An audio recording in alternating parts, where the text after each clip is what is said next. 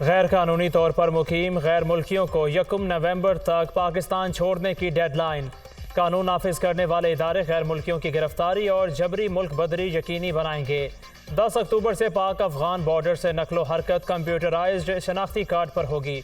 1 नवंबर से नकलो हरकत की इजाज़त सिर्फ पासपोर्ट और वीज़ा पर दी जाएगी। दीगर तमाम किस्म की दस्तावेज़ात सरहद पार सफ़र के लिए गैर मौसर और गैर कानूनी तस्वुर होंगी।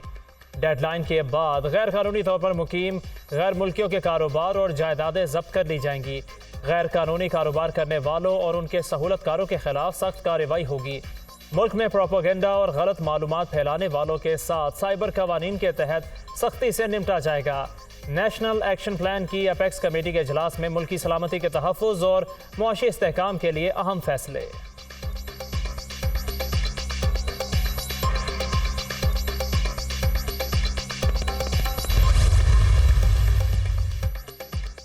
पाकिस्तान के पास आगे बढ़ने का एक ही रास्ता है। हमें मुत्तहिद होकर चैलेंजेस का मुकाबला करना है। रियासत की रेट कायम करने के लिए हर हद तक जाएंगे। एक पाकिस्तानी शहरी की जानो माल सबसे मुकद्दम है। Army chief general Syed Asim Munir का एपेक्स कमेटी के इजलास के दौरान दो टोक बयान। आखिर में आर्मी चीफ ने इलामा इकबाल का ये शेर भी पढ़ा, ना समझोगे तो मिट जाओगे, ए हिंदुस्तान वालों तुम्हारी दास्तान तक भी ना होगी दास्तानों में। इस्लाम का नाम लेकर रियासत पर हमला आवर गिरोहों को हद सख्ती से कुचला जाएगा। कोई दो राय नहीं, अफगानिस्तान से पाकिस्तान पर हमले होते हैं। अफगान बाशिंदों की दहशतगर्दी के तमाम शवाहिद मौजूद हैं। जनवरी से अब तक 24 खुदकुश हमले हुए, 14 अफगानियों ने किए। 12 रबीउल अव्वल को हंगू में हमला करने वाले दहशतगर्द अफगानी थे। पाकिस्तान वाहिद मुल्क है जहां गैर मुल्की पासपोर्ट के बगैर आ जाते हैं। पाकिस्तान में इस वक्त 44 लाख अफगानी मौजूद हैं, जिनमें से बेशतर के पास कोई कानूनी इजाज़तनामा नहीं। हुकूमत ने स्मगलिंग और ज़ख़ीरा अंदोज़ी की रोकथाम के लिए चेक पोस्टें बना दी हैं। किसी को बंदूक के ज़ोर पर अपना एजेंडा मुसल्लत करने की इजाज़त नहीं दी जाएगी। नादरा का निज़ाम मुल्की सिक्योरिटी से जुड़ा है, इसलिए सरबराही के लिए लेफ्टिनेंट जनरल मुनीर अफसर का इंतखाब किया गया। निगरान वज़ीर दाखिला सरफराज बुगटी की एपेक्स कमेटी इजलास के बाद न्यूज़ कॉन्फ्रेंस।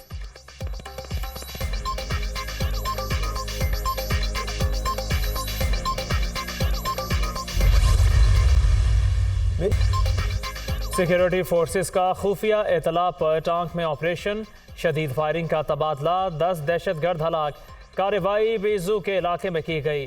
दहशतगर्द सिक्योरिटी फोर्सेस पर हमलों, भत्ताखोरी और शहरियों के कत्ल में मुलव्विस थे। सिक्योरिटी फोर्सेस दहशतगर्दी के खात्मे के लिए पुरअज़्म हैं।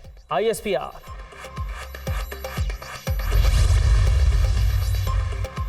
जब मार्शल लॉ लगता है सब हथियार फेंक देते हैं, हल्फ को भूल जाते हैं। पार्लिमान कुछ करे तो सबको हल्फ याद आ जाता है। मार्शल लॉ के खिलाफ भी दरख्वास्तें लाया करे, वहाँ क्यों नहीं आते? आप अगले मार्शल लॉ का दरवाज़ा क्या हमसे खुलवाना चाहते हैं? पार्लियामेंट ने कहा कि सुप्रीम कोर्ट का इख्तियार बढ़ा दिया गया। पाकिस्तान के साथ जो खिलवाड़ हुआ उसे नज़रअंदाज नहीं कर सकते। पार्लियामान की इज्जत करनी चाहिए। फ़र्द वाहिद ने मुल्क की तबाही की। फ़र्द वाहिद करे तो ठीक, पार्लियामान करे तो गुनाह हो गया। सब बस पार्लियामेंट पर हमला कर रहे हैं। ये देखें कि कानून आवाम के लिए बेहतर है या नहीं। जजेस ने हल्फ की खिलाफ वर्जी करते हुए आइन के साथ खिलवाड़ की इजाज़त दी। चीफ जस्टिस पाकिस्तान के रिमार्क्स। अदालत की तमाम फरीकैन को आइंदा समात पर दलाइल मुकम्मल करने की हिदायत। पीर का रोज़ आखिरी होगा, इस दिन से आगे समात नहीं लेकर जाएंगे चीफ जस्टिस।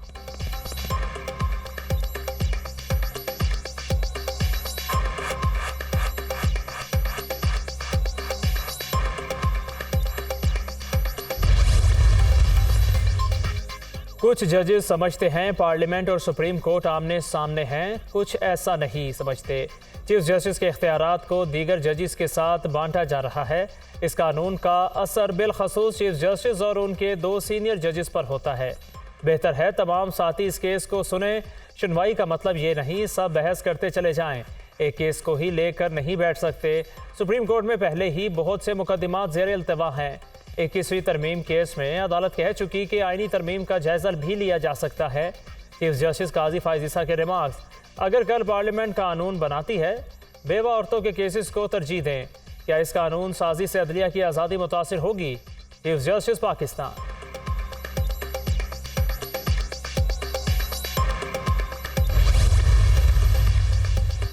क्या पार्लियामान कानून साजी से सुप्रीम कोर्ट को रेगुलेट कर सकती है?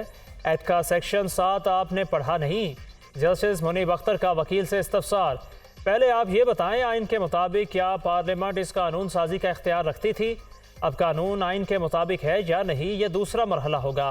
अगर पार्लियामेंट का आइनी तौर पर इस कानून साजी का इख्तियार नहीं था तो मामला ख़त्म हो जाएगा। जस्टिस एजाजुल हसन का वकील से मुकालमा। आप आइन की शिकों से बताएं, कानून कैसे गैर आइनी है? जस्टिस मियां मोहम्मद अली मजहर का इस्तफसार। क्या पार्लियामान अदालत की प्रैक्टिस एंड प्रोसीजर पर कानून साजी कर सकती है? जस्टिस मंसूर अली का इस्तफसार।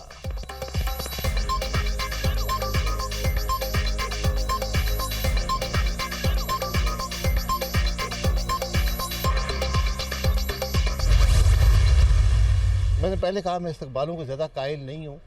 आज ज़रूरत इस बात की है कि मियां नवाज शरीफ के साथ जो इंसाफ़ी हुई है उसको दूर करें, उसको ख़त्म करें। आप केसों की नौयत देख लें।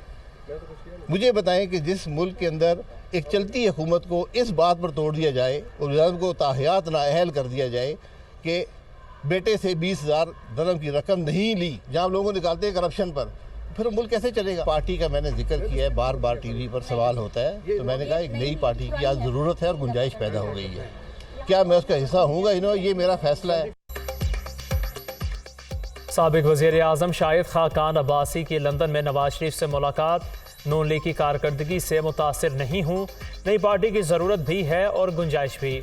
नवाज शरीफ को तजावीज़ पेश कर दी, उनके साथ जो नाइंसाफ़ी हुई उसका अजाला होना चाहिए। पार्टी के किसी लीडर के हवाले से मेरे कोई तहफ़्फ़ुज़ात नहीं। कायद नून लीग की वापसी से मुतालिक मुशावरत में शामिल नहीं था। शाहिद खाकान अब्बासी की गुफ्तगू।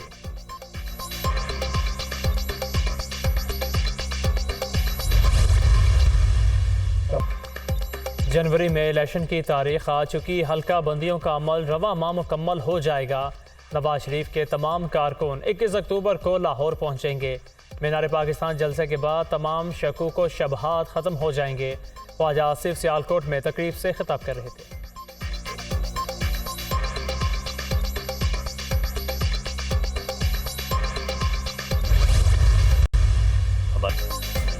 नवाज शरीफ अदालत के सामने पेश होंगे। फितने की हुकूमत को ख़त्म ना करते तो मुल्क डिफ़ॉल्ट कर जाता।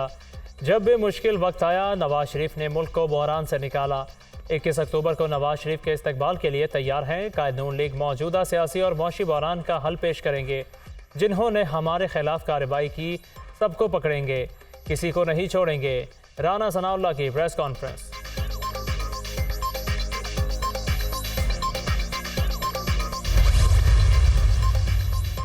आम इंतखाबात के जायजे के लिए आलमी मुबस्सिरीन के मामले पर इलेक्शन कमीशन का अहम इजलास 16 अक्टूबर को तलब। वजारत खारिजा को गैर मुल्की मुबस्सिरीन को मदऊ करने के लिए इक़दाम की हिदायत कर दी गई। तलब करदा इजलास में वजारत खारिजा, वजारत दाखिला और दीगर इदारों के सीनियर अफसर शरीक होंगे। ECP ने आलमी मुबस्सिरीन के ज़ाब्ता अखलाक की मंजूरी भी दी है। ख्वाहिशमंद मुबस्सिरीन के केसेस को फौरी तौर पर प्रोसेस करने का हुक्म। इंतखाबात से मुतालिक तमाम अमूर शेड्यूल के मुताबिक मुकम्मल किए जाएँ। Chief election commissioner Sikandar Sultan Raja.